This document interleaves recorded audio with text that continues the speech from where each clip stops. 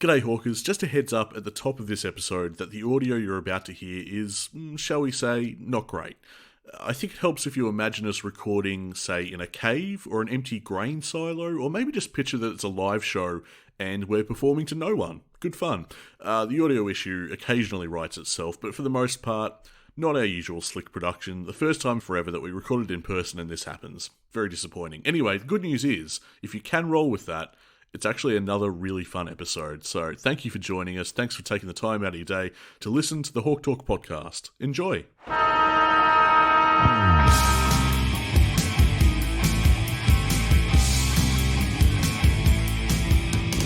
Well, Hawks fans, we're back with another big episode, and sure, we could recap round 11, but instead I reckon we cast that depressing Darwin business aside and tackle a huge week of Hawthorne news, including the mid-season draft. Welcome to another edition of the Hawk Talk podcast. My name is Nick Mason, and 'tis the streak of recruiting Hawthorne supporters continued last night. What I've learned from this is if there's less Hawthorne supporters, I am more likely to be drafted. Yeah, you're moving up the queue, just very slowly. You're hitting the gym? What are you doing? Oh, look, I'm just going all in on the supporter basis, really. Yeah, okay. That part of the recruiting, I'm down. I mean, how many aspiring Hawthorne draftees would have a Hawthorne podcast? You have to be in the frame at this point, mate. We heard from Ewan. If Ramsden or Blank become top liners, what rules do the AFL change? Hawthorne no longer allowed to attend drafts? Yeah, no, you just got to stick with the same players from now until their bodies are broken and worn out. We've done everything to, placate the AFL. And now Blank has got his 18-month contract. They won't like that. Blank in the bank. Yeah. We banked Blank. Don't worry about that. Get the best ruckman going. A pick six. You know we do well with pick sixes, Nick. Well, it seems like it. We can't get away from pick six lately. Pick six, Max Ransom from Sandringham Dragons, 202 centimetres, 19-year-old, boasting amazing mobility for someone of his stature tiers. No problem finding the footy either. He's been averaging 19 hitouts and 15 touches a game in the NAB League, regarded as one of the standout ruckmen. Yeah, hugely athletic. And can I introduce you to a new trio, Nick? We may not see it for some time. I'm not sure how long Max it's going to take to get in the lineup, but Max, Ned, and Josh could be very significant for the future of the footy club. They're all mates. They've all played together. Max Ramsden, Ned Long, and Josh Ward. Ramsden, Long, and Ward sounds like a law firm. It's not quite Nick Stone and Luke Hodge and Hodgstone. Hodgstone. Wow. But, yeah, probably a good company. Athleticism for Max Ramsden is the big upside, as well as his aerial ability. He's got that work rate and running capacity. Get this, he ran 6 minutes, 4 seconds in the 2K time trial. Now, I'm going to put that in context, because that already sounds all right. But apparently in the Combine a couple of years back, he had Matt Rowell running 6 minutes, 17 seconds. All right? But how about an example closer to home, though? Okay, let's make it Hawthorne related. Josh Ward, 5 minutes, 57 seconds. Okay, pretty good.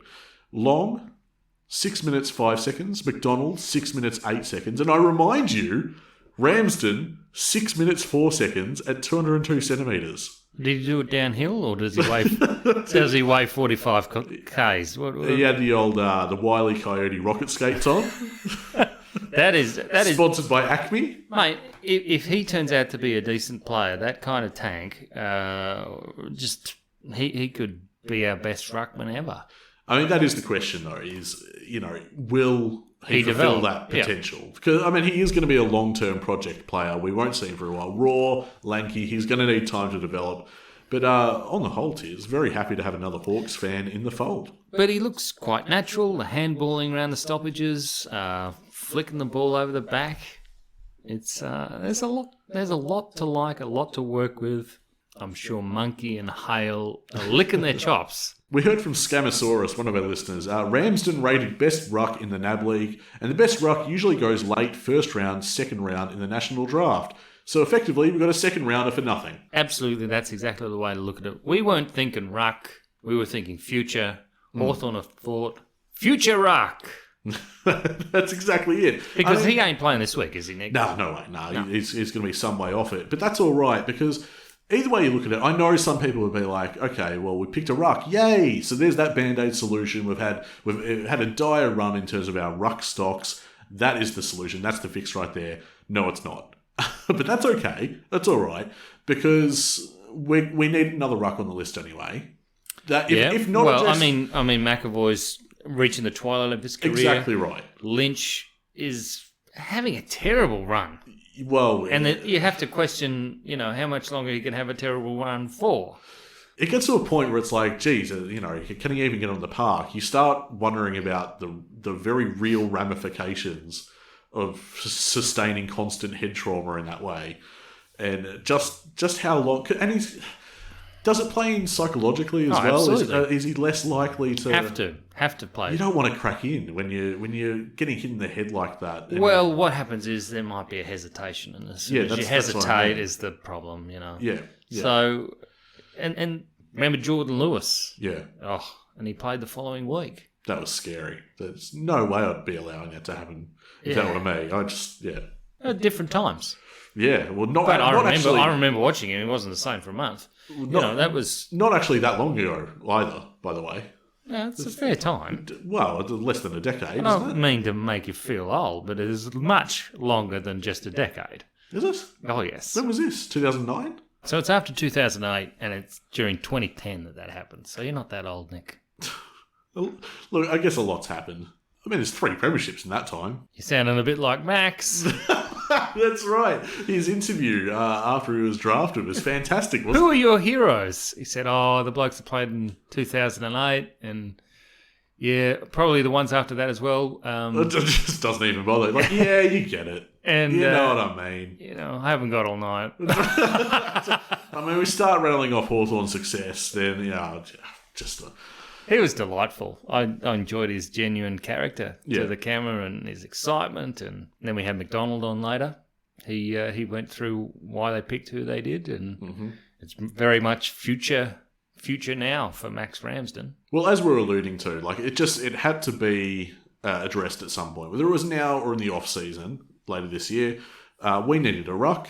And I'm glad that we now have one on the list. It's going to take a while. He is the project player, as I said, but it's just fantastic that we've had that addition. I suppose the other guy, the other recruit at pick 20, James Blank, he's more a case of a guy that you could bring in, well, fairly soon, I would imagine. Eastern Rangers, off to Box Hill, finally makes the Hawthorne list. It's a well-worn path. It's a path that speaks to the kind of bloke he is. It's, he's a bit of a plotter, but he's a definite stopper, isn't he? He's high concentration. He's worked on his body tremendously. He's been there 3 years now. Yeah, including one under Sam Mitchell. Yeah. So, a good 3-year apprenticeship at Box Hill, and the kind of big-bodied key defender that we did need to look at, because there's a bit of a gap on the list. We didn't really have anyone coming through to be that particular kind of player. At 195 centimetres, 94 kilograms, I think this has filled a spot for us. Yeah, look, he's a tremendous competitor. You don't get an easy kick on him. Mm-hmm. Very high concentration level. I don't want to say Brian Lake, but I hope so. He's got to work on contested marking and things like that. But given a couple of guys coming over the top, and look, I thought maybe this week with Frost out he could be selected, but we found out he's not. It would be remarkable to have 2 mid-season draftees appear the same week 2 years running. But James Blank is going to be very good for the Hawthorne side, and he's the one they're looking to after Hartigan. I think so. He's got the skill set. He's agile, athletic. He's got great closing speed. Loves a spoil. Good rebounding talent, intercept marking. So you can see all this in the highlight reel that the Hawks put out, and you watch even maybe the first 20 seconds and you go, "Oh yeah, no, we're good here. This is a good call. This is the kind of spot that we needed to fill." 18-month contract as well. Dour defender type. You get a kick on him, you earn it. Yeah. We called it. There was a chance. Oh, yeah. Month out, we went Blank. Yep. Blank check on the horizon. So there you go. James Blank taking a pick 20. Will he debut before the bye, asks Numo. Yeah, I mean, there's every chance. I think this is a team that is, crying out for that sort of player. This defence still can be retooled a bit. I mean, I've always regarded our defence as one of our strongest lines, but the fact of the matter is, it's leaking goals lately. It is, and it's a bit undersized. So they'll be fine with him if he's needed. I know Hartigan's been recalled this week. Yeah, he's at least in the squad. Sunday game, it's all that extended squad stuff. Oh, you love it. That we have to batter away with its nonsensical information. Yeah, well, who's going to make the interchange is always the big question with that one.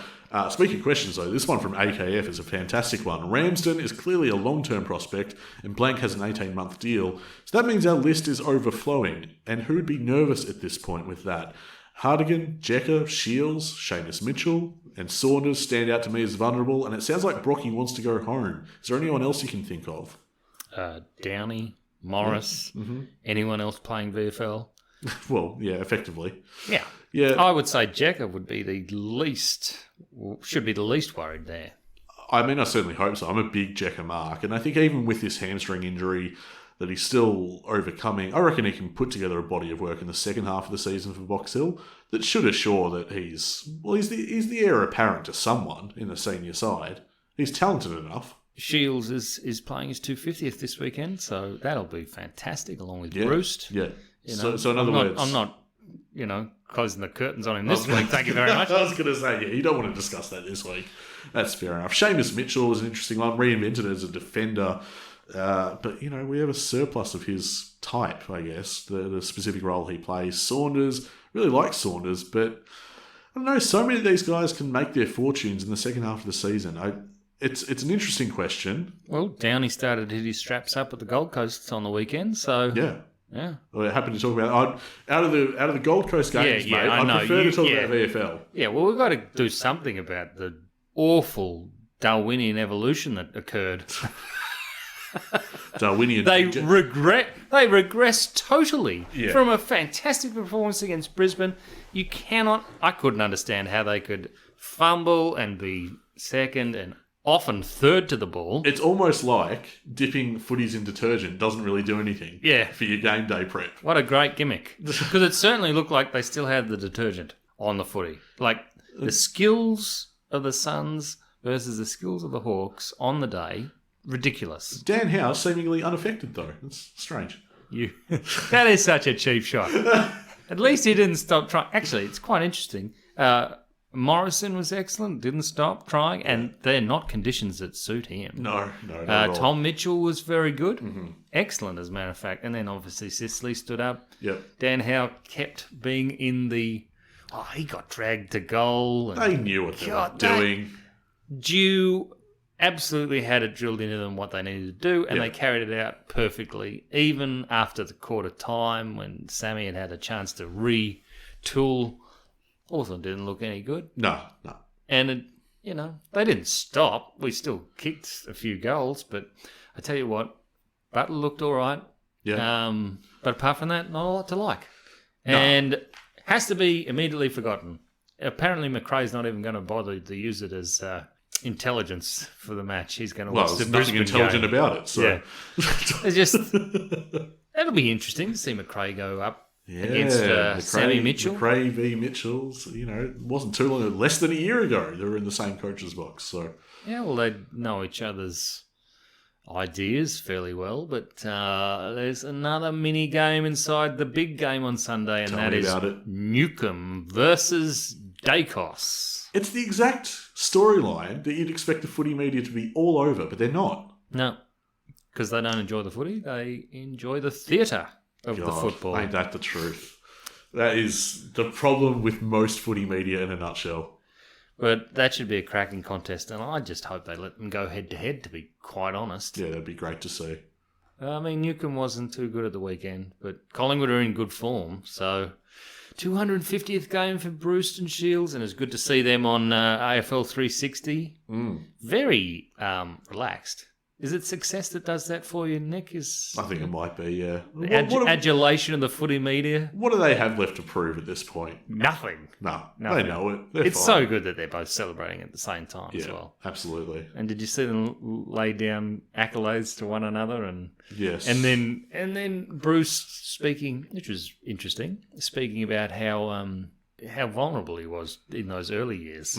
About it's all too hard and... It's, the ultimate irony, isn't it? For a guy that makes the special look so effortless, when he actually gets to talking about it, it's like, well, there's a lot of hard work that goes into this. But remarkably often, like, he's very consistent. Yeah, he is. And then he nominated Cyril as his favourite or best player he's played with. Yep. And then Shields nominated Hodgie. I mean, there's no right or wrong answer, is there, on that one? I mean, whoever you pick from that era, probably no one's going to say Sean Markers, but... Sorry, just had to get that dig in there. Just pathetic dig. But not Buddy. No, not Buddy. Yeah. Interesting.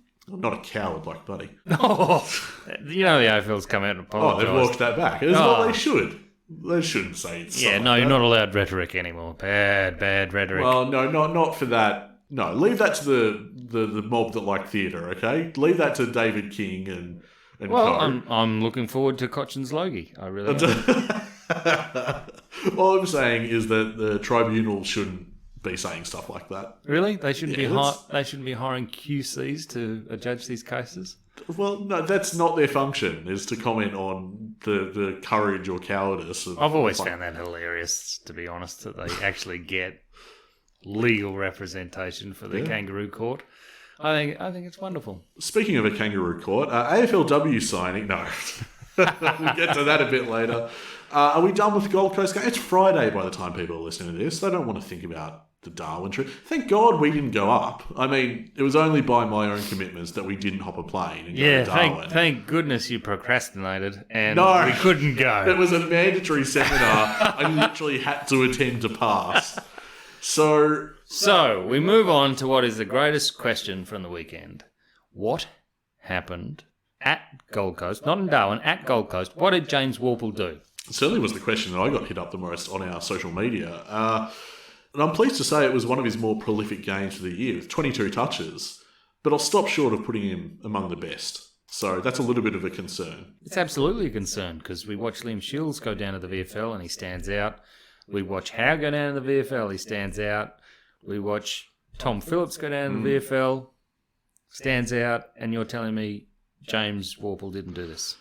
I mean, I noticed him, but did he find space? Was he quicker? Yeah, I mean, he was fine. It's just nothing to write home about, which is not what you want. There were so many other players. So he didn't get confidence out of this? I don't imagine so. It would have been nice to win. Well, he's overlooked for selection again this week. Well, he is, yeah. I mean, there's a guy on the list here that I want to talk about, a few of the players that stood out to me, who has made the squad at the very least, and that's Jackson Keller. He had a great game. Great game, 19 touches, 4 goals, 1. It's arguably his best game for Box Hill, so... Now, he's had a sniff, and this is for me. I really want this. He's pressing his case, Jackson Keller, for sure. And I just hope he comes in aggressive on the weekend. He's got that about him. He's got that as part of his game. The other guy that was impressive up forward actually was Fergus Green, who kicked 4 goals, 2 from 10 touches, including 3 first-term goals. He is a star, Tiz. It's just... One of my laments about Fergus Green is that I don't think he's going to land on Hawthorne's list. Not on Hawthorne's list, but if they increase the number of sides in the comp, he's playing for him, I can tell you that. Yeah. As will Ben Cavara, yeah, who's also a former Dog. 3-1, 3 goals, 1, and 90 disposals with a game-high 7 marks. James Parsons played well, the coat hanger of Luke Hodge. You can almost forget that he was at Geelong. Nah. No, never? No. He'll never wipe that clean? Bit of a reek. Even with probably the goal of the day on the weekend from James Parsons. He did it Got brilliantly. lucky. Jeez. Connor Downey, 15 touches and 2 goals. Beginning to have some influence for Box Hill finally. He's developing into that impactful wingman that we hoped he would. His second year at the Hawks. You've got to remember that. It's still early days. It feels like a lot longer. Yeah, well, that's it. And yet, it is on a bit of a knife edge. I remember he had no games during COVID. Yeah. Then he's been injured all that time. I think we gave him a debut.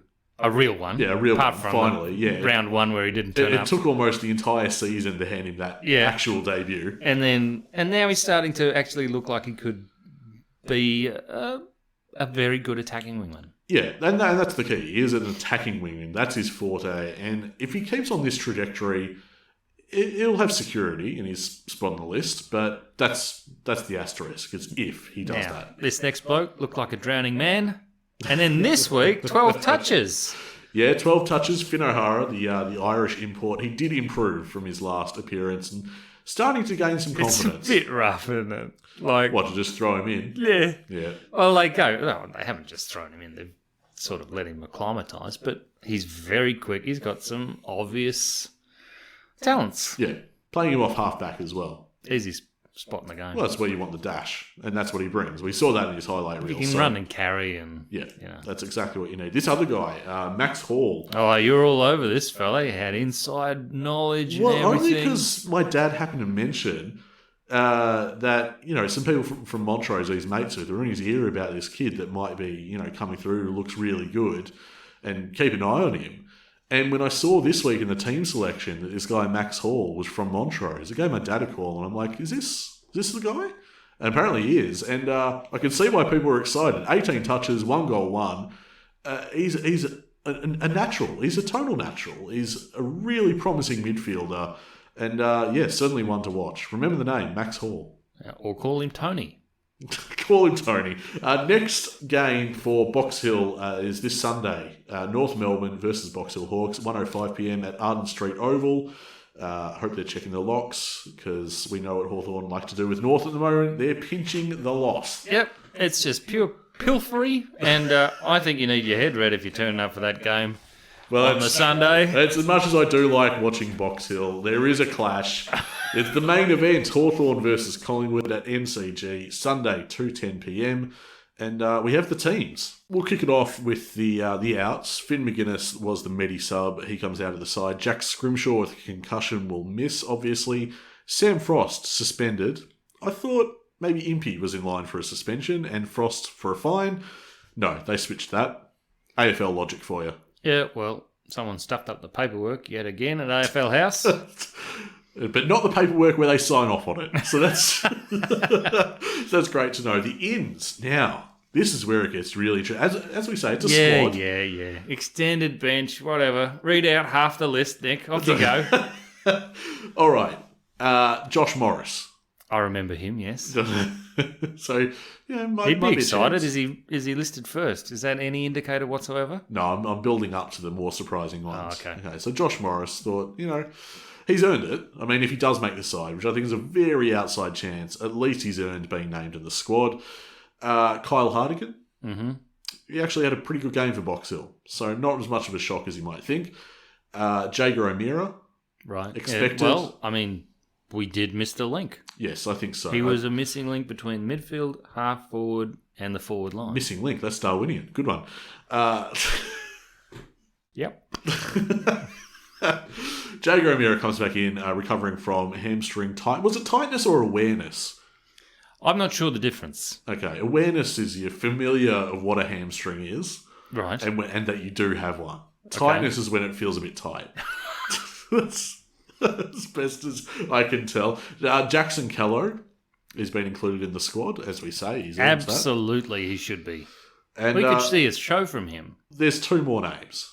First of which, if you've been in touch with the news this week around Hawthorne, Ned Reeves, maybe not that much of a surprise. It was said that he needed to prove his fitness. Apparently he has. Okay. I imagine he makes the final team. Nevertheless, he's made the squad. And this last name is the biggest surprise of all. Because I swear it was only a few days ago I read that he was 3 or 4 weeks away. Jack Gunston. Wow. How did that happen? Which insurer are they with now? So it was Booper. Now it's AIA, I think. okay. That sounds like an ambulance siren, doesn't it? It might happen if we've brought him back too soon. No, don't do that. This isn't St Kilda. Oh boy. Look. Well, it'd be good to see Jack. Oh, no one's denying that. But it's a little bit odd, isn't it? Isn't that a hell of a forward line though? Well, potentially, yeah. I mean, if you've got Keller and Gunston, 2 Jacks, and then you've got still got Mitch Cozzy and Cozzy. Yeah. Wow. Okay.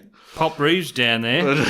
That's a How fair the bit. hell they can play aerial ping pong to their heart's content. It's got a touch of Space Jam about it. We're basically the Monstars in the forward line there. Yeah, and Without let's falling out. wait. Let me just check the weather report. Okay. Yeah, because obviously, if you get a tall forward line for Yeah, this is going to be diabolically bad for Big Ben, isn't game where it's 60% rain and 14 degrees with Yeah. Well, it's not quite as bad as the open training the day before, which is 80% rain with 25 to 40 kilometre per hour winds. That is vintage Hawthorne open training areas right there. That is an absolute classic open training. Come get your signatures and pneumonia. The only open trainings that seem to have great weather are the ones I see on social media that I don't go to. Remember that time? Did you actually go to Xavier that day? It was 45 in the sun. No way. I'm not going to Xavier College in 45-degree heat. Oh, that was wonderful. I mean, I like the team. I don't like them that much. You would have evaporated on the way. Anyway, what do you think of the chances here? Because the coaches know each other fairly well. We've got a fantastic record against Collingwood. I mean, don't give us a chance. Collingwood, they're thereabouts around us on the ladder, aren't they? So does that mean anything? I don't even know. Well, only if they're in the bottom 8 does that mean we're automatically losing to them. It does seem to be that way. We had a question from Rocky and Ralph. Why do we play well against top teams and not bring it against bottom 8 sides? Do you I don't know. I don't know. It's probably psychological, is it? It was an issue in the Clarkson era as well. So if it is something they're doing, Mitchell's emulating it perfectly. Remember losing to Richmond every bloody time? We'd be raising the cup every year, and then Richmond, every time they beat us. I mean, it almost cost Clarkson his job. I'm sure he was concerned about losing to Richmond too. But look, it's lovely to get up for Brisbane and Geelong. I mean, the efforts that the guys put in there to score the wins. Sensational victories. But now, there's one thing they've got to do for me on Sunday. Yeah. Get a goal for Liam. Yep. And another one for Bruce. Bruce. Yeah. So you can boo the man. Well, I mean, Jack would love to be there for Bruce 250th. Yeah, get the band back together. They're such a good pairing, aren't they? I think you mentioned Bruce being dependable before, but so was Shields. Oh, yeah. So reliable. And not a headline player. He doesn't need to be.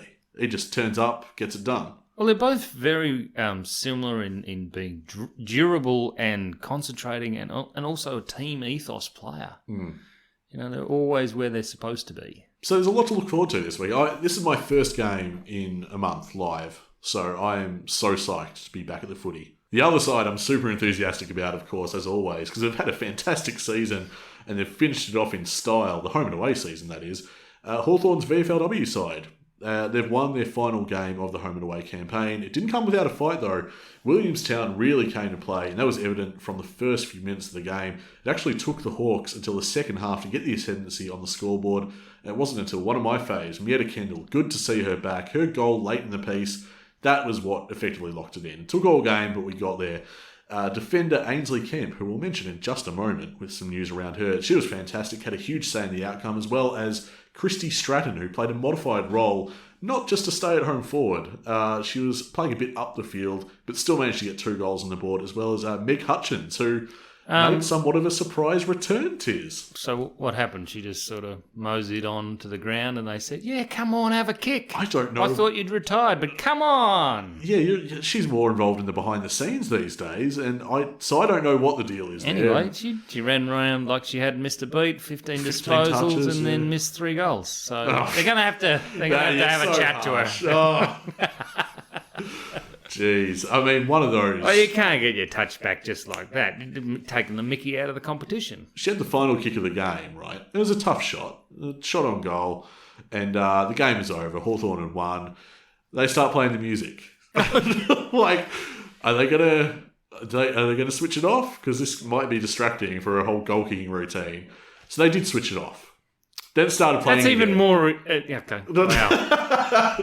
They finally switched it off, and she had her shot at goal and missed. I'm like, well, you would, wouldn't you? Yeah. You're not in your headspace that you need. So, anyway, the Hawks now look ahead to a finals campaign. They finished second on the ladder, right where they belonged, really. I mean, they were good enough to be top, but Essendon had to remain undefeated until, hopefully, next Saturday. June 11th, the qualifying final, the sequel, Tiz, could be better than the original. It's Essendon versus Hawthorne, 11:05am at Windy Hill. I didn't realise they had a week off, Nick. Yeah, I was surprised to find that too. Okay. Yeah, no, I have a week off. I was fully expecting that to be this weekend. So that'll be while we're in Freo. So plenty of... Are we going? I did intend to, yeah. because that's in the morning, and our game in Freo, I think, is at 4 p.m. So there's plenty of time. You could catch both. Yep. Well, we can go over and help them with their review. Is this their second in like 2 years? They're reviewing the previous They're review. reviewing the review. Right. Yes, Yeah. That's just good practice. Which is something the AFL haven't thought of with goal reviews. So there's... it's... You know how this one ends, though. With a rear view of the coach. That's how that ends. Rear view. Very good. They're gone. You think we're pilfering north? Who would you have out of S? No, don't even bother with that. Anyway, damaged goods. Don't even worry about it. Tainted. Come on. You know you love this. Who have we got out of north now? This is a weekly occurrence. Okay. Let me get to it. I feel like I need to highlight the recruits that we've taken from our VFLW team first. So we've signed a few to the AFLW as our list continues to build. Ainsley Camp, as I mentioned, she's a signee. Isabel Porter, Catherine Brown's on board as well, but this was the one. This is the one that grabbed the attention for me. Hawthorne, this is according to women's.afl. Hawthorne has pulled off an AFLW expansion signing stunner, completing a deal for a North Melbourne star, Eileen Gilroy, just weeks after she had told the Kangaroos she'd recommit for the upcoming season. Oh, that is chef's kiss stuff, isn't it? Can you hear that smile, ladies and gentlemen? That is... The Hawks lodged the paperwork to sign the gun defender just before Monday's 2 p.m. expansion signing period deadline in a move that left the Kangaroos stunned. Who? That must be another Eileen Gilroy. It can't be the one we've got on the list. Can't be the one we've been talking to, and she's given her assurances that she's going to stick with us. But that's not where it ends. No, we're not done with Arden Street just yet. It's reported that we're making a push to nab a second AFLW star from North, speedster Caitlin Ashmore. Have you seen the hit that Eileen Gilroy gave? Was it a Dogs player? A Dogs player, yeah. How about that for a while? Talk about blindsided. My goodness. Well, wasn't so much blindsided. The Dogs player had a second or two to catch out of the corner of her eye. Okay, this will be a contest after all. Yeah, nah. Never had any idea. And it was a fair hit. Oh, thing of beauty. But I tell you what, mate. What is going on? Because we've pilfered the recruiting manager, one of the recruiting staff down at North. We've got one of their top 10 BNF from their women's side, and we're looking at pinching another one. Yeah. I mean, it can't get much better for me with this. Hawthorne raiding Arden Street.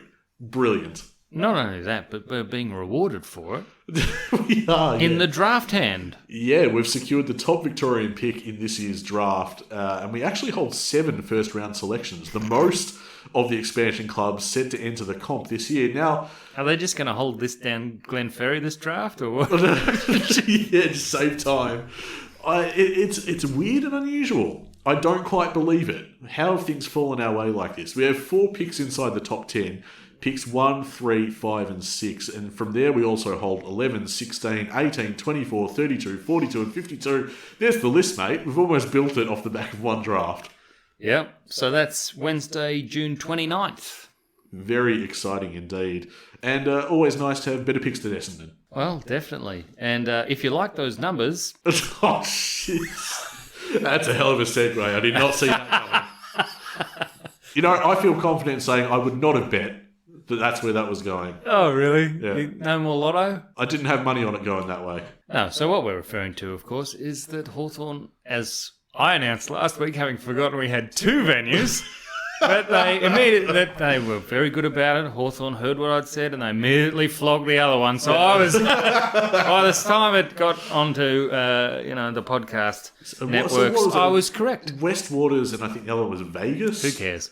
And well, we don't have to anymore, they're do done, we? and we got the capital. We put it in the future fund, and we tell nobody to touch that. Yeah. Don't touch it. It's a capitalised future fund, so it's serious business. Yeah, who knows what that means, but hopefully they can get a capital return better or... Well, it means another shovel down at Dingley.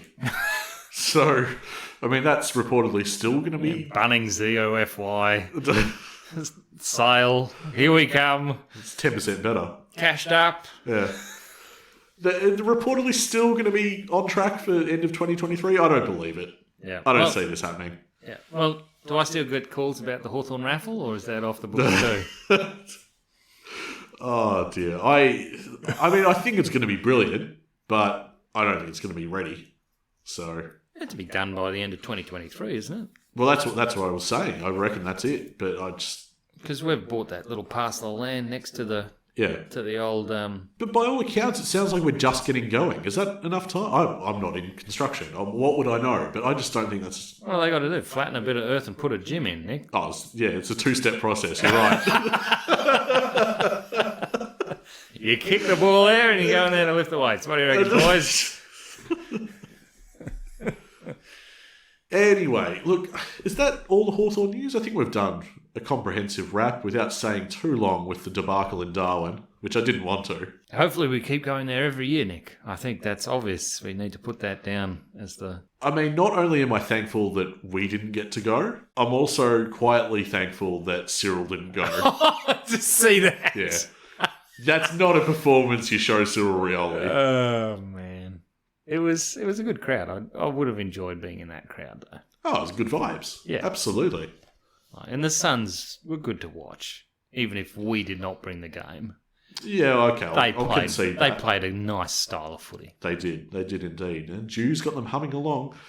It's not going to be threatened or overawed by the prospect of Clarkson coming and swooping They're in. talking about giving him another year. He is an unlikely bulky hero, that's what I've heard. Man, I miss Dennis Cometti. Today, because obviously Shields and Bruce having their milestone game coming up. And I was looking on YouTube and watching Bruce and Shields clips.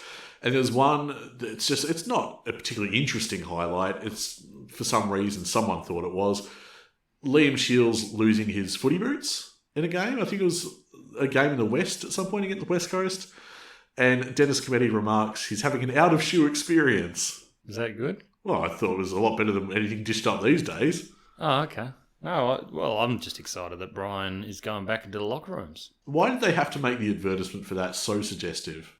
What do you mean? Well, they drew him weirdly. Oh, did you find that a little bit erotic? No, I found I think it this scary. is more about you. I found it scary. You found it scary. Yeah, I did. Where is he roaming? Mate, they've drawn the door shut. I think that's it. Done. That's all the commentary that Should have whole drawn it concept locked. needed. Why did they have to? Anyway, Oh, come on. It's always a car crash to watch. It's great.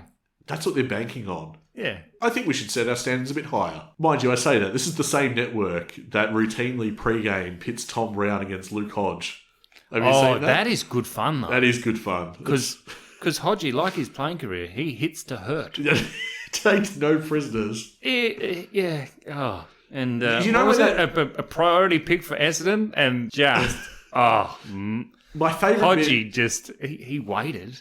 Well, that's it. No, you've hit upon my favourite point of that segment.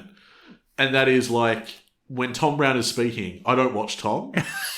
I watch Luke Hodge. I'm like, how patient is dual Norm Smith medalist Luke Hodge going to be with journalist Tom Brown? It is good. Like, Fantastic viewing. but you need those clashes, don't you? We don't get enough of those. No, exactly right. For footy media, as you say, it's all about the theatre, Yeah. but just in the wrong ways. They don't know what they have. Anyway, I think that'll be it for the Hawk Talk podcast this week. Hey, if you're listening to our show via Apple Podcasts, it'll mean so much to us if you took a second to leave a star rating or review. Not only does it make our day to see stuff like that, of course, it does help other Hawkers to find the show. And we're all about building this community, which you'd know if you were on Twitter. The excitement off the back of the mid-season draft, over on Twitter especially, was just palpable. In fact, all social media. There's nothing better than when the community around our podcast is up and about. So join us over on Twitter, twitter.com/HawkTalkPod, and of course Facebook, facebook.com/HawkTalkPod, and find us on Instagram too. The big one for us though, is Patreon. By visiting our Patreon page and getting on board as a subscriber, you're supporting the show. You allow us to put time into this show and to keep bringing you content week in, week out. You can sign up at any tier, of course, starting from $1. That's Mason's multi-money right there, mate.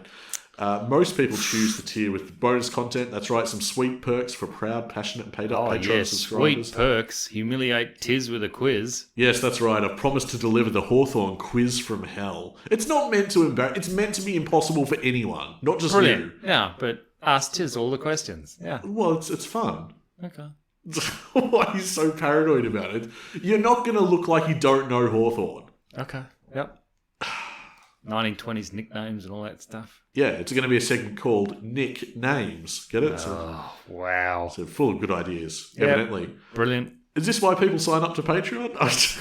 No, we got the mid-season review with the buy. That's true. Yeah, we have that too. We actually have quite a few ideas up our sleeves for the bonus content. But being that it is coming to the middle of the season, yeah, our mid-season gradings, which should be fascinating to see if you and I are on the same page with someone on our list. Then we've got our, what do you call them?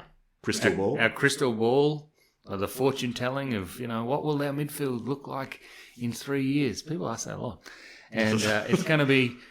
People ask that weekly, I think. I think we can see that, and we can go Max, Ned, Josh, and Jai. It's not bad, is it? It actually doesn't sound too bad. I was about to laugh, and then... But which Max and which Ned? Oh, the enigmatic Hawthorne Football Club. Always full of surprises. Obviously, we've got a lot in store for our Patreon subscribers, so if you're keen for that, all the details are up at patreon.com/HawkTalkPod. Anyway, fill your boots this week at the MCG because we've got a few coming up at Marvel, and I don't think we're back at the G until the West Coast Eagles. Yeah, it's slim pickings for a while. I mean, we knew this looking at the fixture ahead of time, that the first half of the season was stacked. So the second, it starts getting there's a few more appearances at Marvel, starts getting a bit annoying. So, yeah, get along with this Dogs one. and Adelaide at Marvel, Yeah. how enjoyable. Home game against Adelaide at Marvel. Brilliant. Okay, great. Love that. Yep. But that being said, yeah. And then we're off to BA, bloody awful. Blundstone Arena, Tassie, Hobart, against your favourite mob. We could give them the wooden spoon. Why do we need to be involved? They take care of that just fine themselves. Well, we can give West Coast a win and then and then beat North. Feel like that kombucha girl meme where I'm like, oh no, and then I'm like, actually.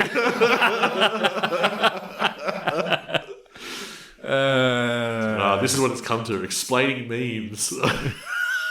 Descriptive memes. Yeah, just a visual run through. Wow. Dear oh dear. No, but the point is, yeah, you're right. Oh, there's a point. Yeah, there always is.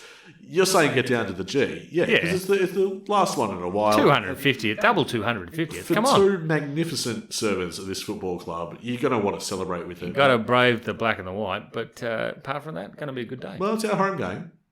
So, braving... Oh, they're all upstairs. Fair enough. Braving a fraction of the black and white, hopefully. And in case you need any more incentive, the thing that we mentioned earlier in the show, the marquee matchup, it's Dacos versus Newcombe.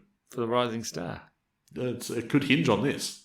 I wouldn't have thought so. They're not intellectual enough to look at how they went head to head. Okay. You seen who's on the selection panel for that thing? Is Reece Palmer. No. Are we ever going to let it go? No, never let it go. Never let it go. Ryan Burton came second as well. And here's the question, to who? Yeah, that is a very good question. Yeah. I'm sure it's probably someone really excellent. Yeah, it's great. not Reece Palmer bad. No, it's not quite the same, but I put it this way, I don't remember who beat Ryan Burton, but I remember being angry about it. It was the Canadian, Andy McGrath. Oh, yeah. Who's looking for outs. I was going to say, he doesn't want to be at Essendon anymore, so... Oh, too much success. In the past. Hey, we need Sheedy back. Anyone got his number? Sheedy emerges from the closet at the club. He's never bloody left. Emerges from the closet? Yeah, he's never bloody left. What are you implying? They've brought him back that many times. Yes, he had all the answers 20 years ago. He's obviously still puppeting GWS because he's got 3 former players up there now. That's right. Their entire coach's box was Essendon players. And only 3 in the coach's box. No, that's a good look. That's a good look, that is. Also, remember when this was a Hawthorne podcast? We're just slapping people on the way out. That's how it is. No, I can't deny that's how it's always been here on the Hawk Talk podcast. Love a cheeky drive-by dig. But for now, that's going to be it for another week for the Hawk Talk podcast. Of course, we will be back next week to recap the big blockbuster game between the Hawks and the Pies. And preview the Freo Dockers. Yes, indeed. That and plenty more, I expect. So catch you then. We are a happy team at Hawthorne.